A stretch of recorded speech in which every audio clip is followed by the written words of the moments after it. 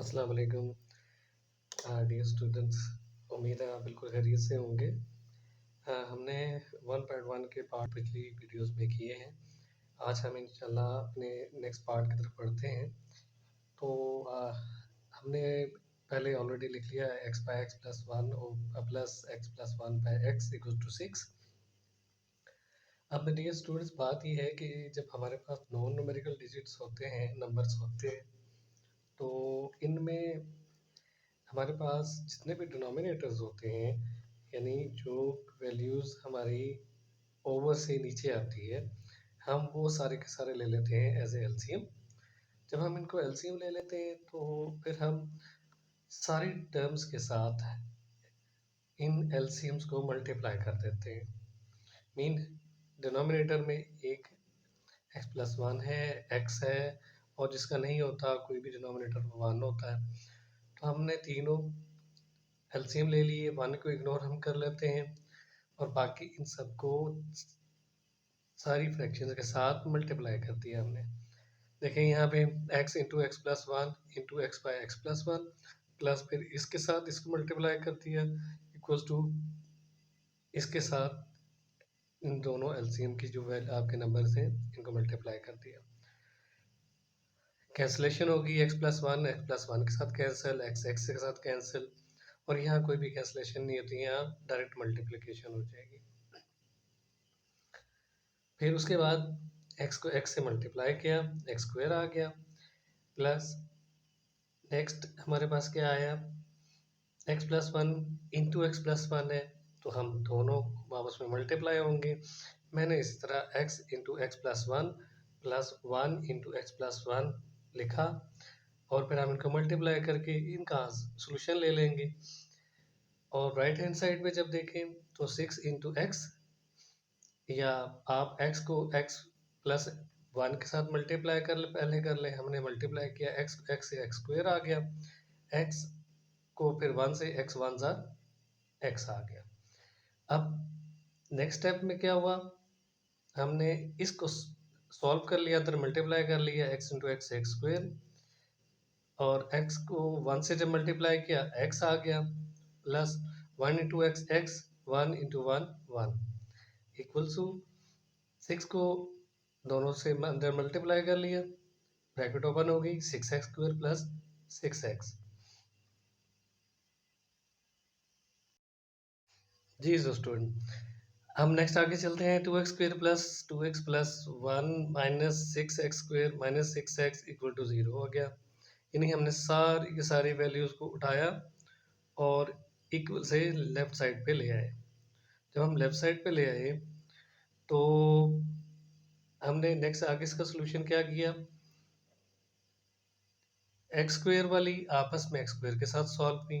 अब कैसे सॉल्व हो गई जी, मैंने आपको पहले फर्स्ट लेक्चर में ये बात बताई थी कि हम जब लाइक टर्म्स कौन सी होती हैं, जिनकी बेस सेम होती है और जिनकी पावर्स या एक्सपोनेंट जो है वो सेम होता है, वो लाइक टर्म्स होती हैं, वो आपस में हम सॉल्व करते हैं।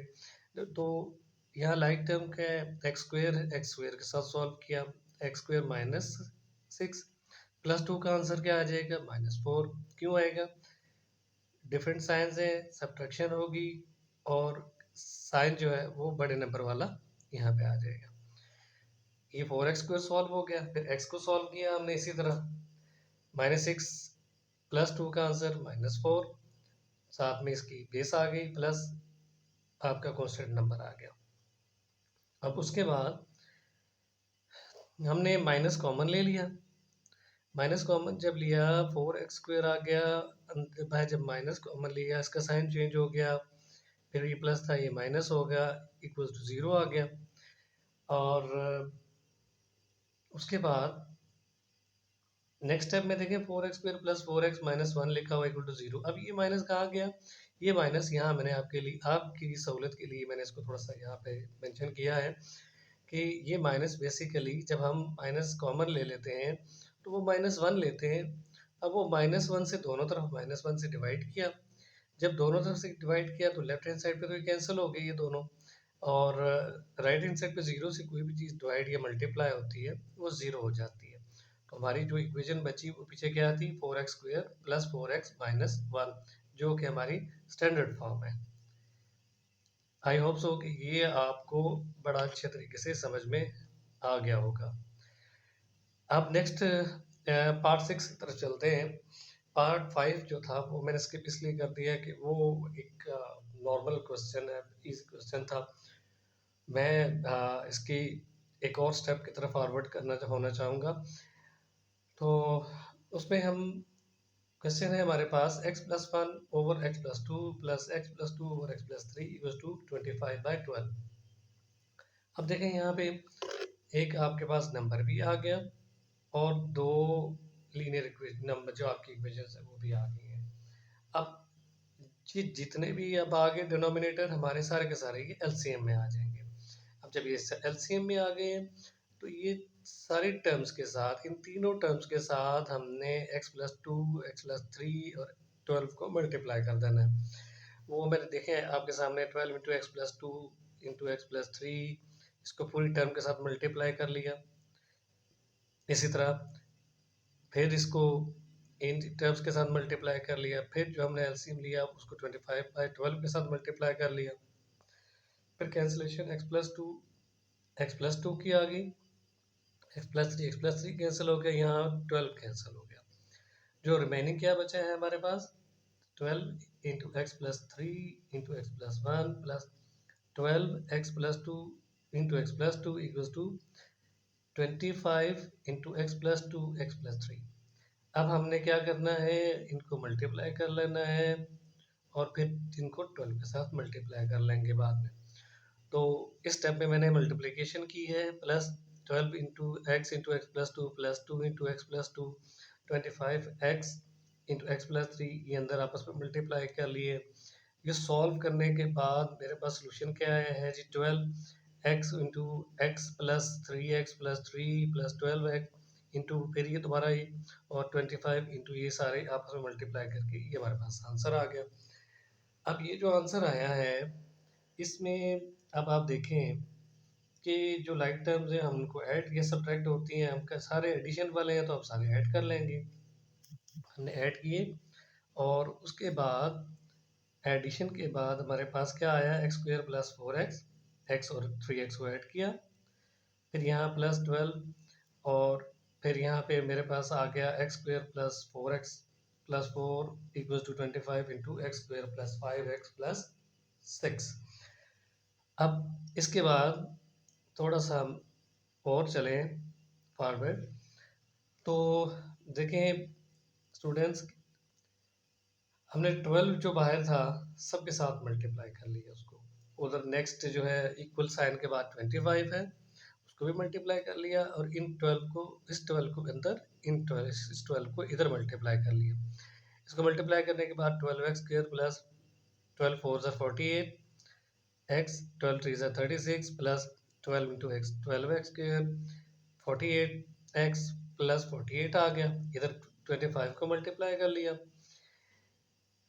अब x² वाले सारे आपस में मैंने ऐड कर लिए, फिर x की वैल्यूज़ जो आपस में लाइक टर्म्स हैं उनको मैंने आपस में ऐड कर लिया और जो हमारे पास कांस्टेंट नंबर बने उनको भी ऐड कर लिया। अब इनका सलूशन करने के बाद मेरे पास क्या बचा है, ये इक्वल्स टू 25x² + 125x + 150। अब मैंने स्टूडेंट्स क्या किया कि जो हमारे पास x² की नंबर जो राइट हैंड साइड पे थी सारी वैल्यूज़ उनको उठा के मैं इक्वलिटी के लेफ्ट हैंड साइड पे ले आया। अब वहाँ पे मेरे पास अब क्या बचा है, 24x² - 25x² + 96x - 125x + 84 - 150 = 0। अब उसी तरह से फिर 24x² - 25x² का जो आंसर है, क्योंकि x² वाली आपस में सॉल्व हो गई, इनका जो आंसर है वो -x² आ गया। x वाली आपस में सॉल्व कर ली और जो कांस्टेंट नंबर्स थे उनको आपस में सॉल्व करने के बाद मेरे जो आंसर्स आए हैं वो है -x² - 29x - 66 = 0। अब मैंने आपकी सहूलियत के लिए इसको यहाँ लिख दिया था, वैसे -25 125 ये प्लस 96 आंसर -29। क्यों? 125 माइनस का है, 96 प्लस का है, तो ये माइनस होगा, और जब माइनस होगा तो साइन बड़े नंबर वाला आता है, वो आंसर में हमारा -29 आ गया। अब उसके बाद फिर यहाँ पे ये जो इक्वेशन हमारे पास बची, मैंने क्या किया, ये हमारे पास पॉजिटिव वैल्यू होनी चाहिए, उसके लिए फिर मैंने माइनस कॉमन लिया। ये पहले मैं ऑलरेडी डिस्कस कर चुका हूँ कि ये माइनस यहाँ से कैसे ख़त्म हो जाता है। तो पिछले वाले स्टेप जो क्वेश्चन पार्ट था उसके अंदर मैंने आपको बड़ी डिटेल में ये बात समझा भी थी सोल्यूशन के बाद। तो यहाँ पे x square plus 29x plus 66, तो ये हमारे पास इसकी स्टैंडर्ड फॉर्म बची है। आई होप सो को आपको ये बड़े अच्छे तरीके से समझ आया होगा। इंशाल्लाह मिलते हैं नेक्स्ट वीडियो में।